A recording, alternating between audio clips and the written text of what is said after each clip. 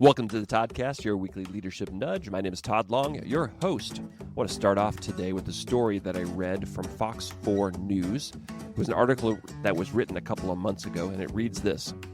A woman's drive in Lee Summit took an unexpected turn when a turkey crashed into her car and landed on her lap, officials said. Lee Summit police reported that a woman was driving eastbound on US 50 highway near Blackwell Road when a turkey, for unknown reasons, flew into the driver's side of her car, shattering her window and landing in her lap. The turkey then died on her passenger side floorboard. Authorities said that the driver has minor injuries, but is significantly shaken following the crash. The Lee Summit Fire Department helped her at the scene and helped clean up the car. An officer responded to remove the animal, but the driver reportedly declined to have the turkey taken away, saying she wanted to keep it. Officials did not say what caused the turkey to strike the vehicle. This story is shocking for a couple of reasons. One is I can't imagine driving down Highway 50 at 65 miles per hour and a large bird crashing into your window, landing on my lap, and then eventually dying. That is completely shocking. The second thing that's shocking about this story is the woman decides to keep the turkey.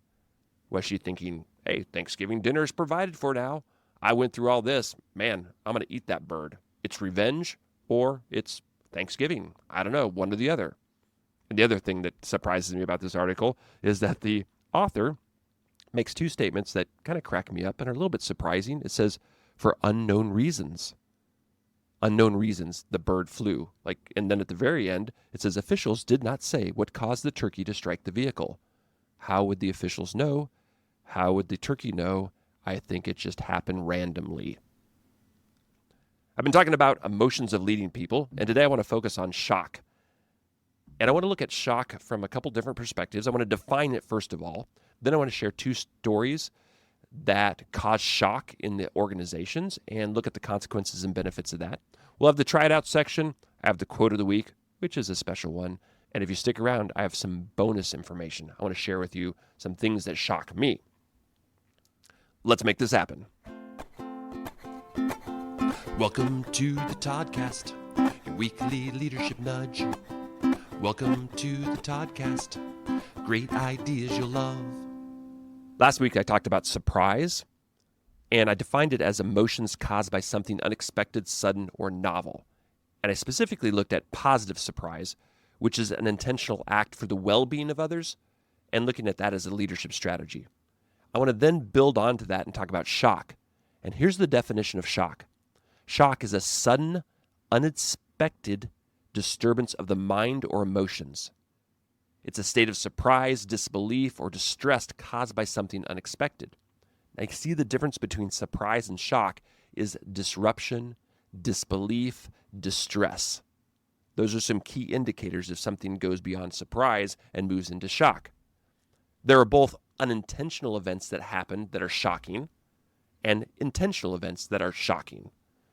I've experienced a tornado. I've been in car accidents. Those are unintentional events that cause shock to me. Also, I jumped into the Lake of the Ozarks on January 1st, 2000 as a celebration of Y2K. My brother-in-law and I decided that would be a lot of fun, and it was pretty fun for about 10 seconds. We jumped back out and went into a hot tub immediately. That was an intentional act of shock. I want to look at two stories that focus on intentional acts that cause shock in the system. And I want you to think about these as a leadership strategy, and I want you to think about them if it's worth it or not. There was choices in these decisions, in these stories from the leaders, and there are results of that. The first story is from an article that was written by Yahoo Finance. On March 31st, Oracle, the company, sent out an email to somewhere between 10 and 30,000 employees, it's unclear, letting them know that they lost their job. The email reads this: "We're sharing some difficult news regarding your position. After careful consideration of Oracle's current business needs, we have made the decision to eliminate your role as part of a broader organizational change. As a result, today is your last working day." That's the email. Here's the shock. 1, people lost their jobs. That's pretty shocking. 2, an email was sent telling people they lost their job. That's pretty shocking, as opposed to your manager letting you go and having a verbal conversation with you. The other thing that's shocking about this move is that most people thought Oracle was doing pretty well financially. That's the event. Let's look at the benefits and the consequences, because there are some benefits for this move. There are benefits to Oracle. One, you think about sending an email. It's easy, there's a consistent message, and it happens all at one time. I imagine because they said it was part of their broader business strategy, there was some financial move towards this or some other rationale to help the business grow or develop or reduce or do something positive for the business. You would imagine there was some reason behind this, that it's unclear. There's another benefit in terms of getting rid of employees that maybe weren't performing at the level they needed to and kind of trimming the fat off the business and getting the best employees. So there are some benefits to this. But there are also some consequences. Obviously, there's consequences to the employees that lost their job. There's other consequences to the employees that remain at the organization. Morale is lowered. There's the emotions, the response to the people that are still there. They have more work. Sometimes people can have survival remorse. I imagine their jobs felt less stable. They felt more overwhelmed and concerned. That's a big consequence. Another consequence, according to this article, is that the stock of Oracle went down. And then the last consequence that I can imagine is it just continues to reiterate the message that, hey, you employee, you're just another piece in the puzzle, another cog in the wheel. You're expendable. Thus, employees may not feel as loyal to their organization either. So those are some benefits and consequences to this particular event that took place that was shocking. Here's another story. I've worked with a number of organizations that they intentionally break up or dismantle or restructure a large part of the business or a large department. They reshape the organizational structure, they put new leaders in position, they reformat the teams, and restructure the whole organization. Again, there are both benefits and consequences to this. I imagine the benefit for the organization is it requires people or pushes people to start anew or fresh or provide new perspectives. There may be new opportunities that are seen that they hadn't seen before. And it also moves the organization in a way that, hey, we're a growing organization. We want to do something different and we want to change things up. So it challenges us to make that happen. There's some benefits to the shocker or the organization doing this. But there's also, again, some consequences. There's the emotional reaction of restructuring. There's confusion, concern, and people feel uncomfortable. There's an unclear reporting structure. Thus, work is more difficult to get done and less efficient.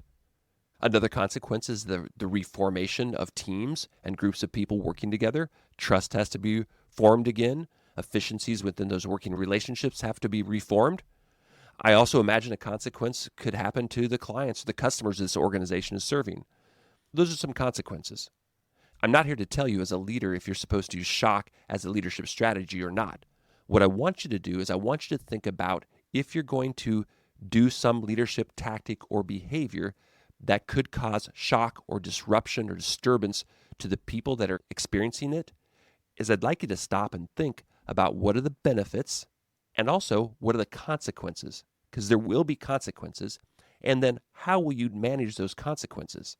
Because that's the key. If you're going to use a behavior that causes shock to a system or an organization, you have to be prepared for the consequences in navigating that. Here's the try it out section. I want you to shock someone this week. No, actually, I don't want you to do that. What I would like you to do, though, is to gather a group of people that you trust. Maybe it's a team, maybe it's some coworkers, and have a conversation about this question. What do you think about shock as a leadership tactic? What do you think about shock as a leadership tactic? There's your try it out section. Here's your quote of the week. It comes from a movie called Hitch. Listen up. Time, what is the objective? The shock and awe. That was shockingly awful. What is the objective? Shock and awe. What is the objective? Excuse me, sir? Thank you so much for listening to the Toddcast, your weekly leadership nudge. My goal is to help you to be a more confident and discerning leader. I hope you found this topic to be interesting. Feel free to share it with somebody or respond to me if you found this valuable for yourself. I pray that your week is filled with surprises and not too many shocks. I pray also that you'll have the courage to navigate those situations that you find shocking to yourself. Thank you again for listening. Have a great week. Bye-bye. If you decided to stick around, here's some things that shock me. I'm going to give you a list of them. You might think about your own list. Old 80s rock bands on tour. Bon Jovi, Heart, Motley Crue, and Journey are all on tour this year. Calories in a Culver's concrete. Don't look at it. Grover Cleveland, at the age of 49, married a 21-year-old lady named Frances Folsom during his presidency. That's pretty shocking. He was 49, she was 21. Entire face tattoos. Yes, I will take a second look. That is shocking to me. My sister-in-law's Irish wolfhound. She used to have an Irish wolfhound. That dog, when it stood on its hind legs, was 7 feet tall. Its head was like a watermelon, and you better watch out if it decided to sniff you. Lastly, mullets. Yes, I did have a mullet back in the 80s, and I thought I was cool. I just don't think they're that cool anymore. I'm sorry. Denmark even has a mullet championship. Go check it out. Have a great day. Bye-bye.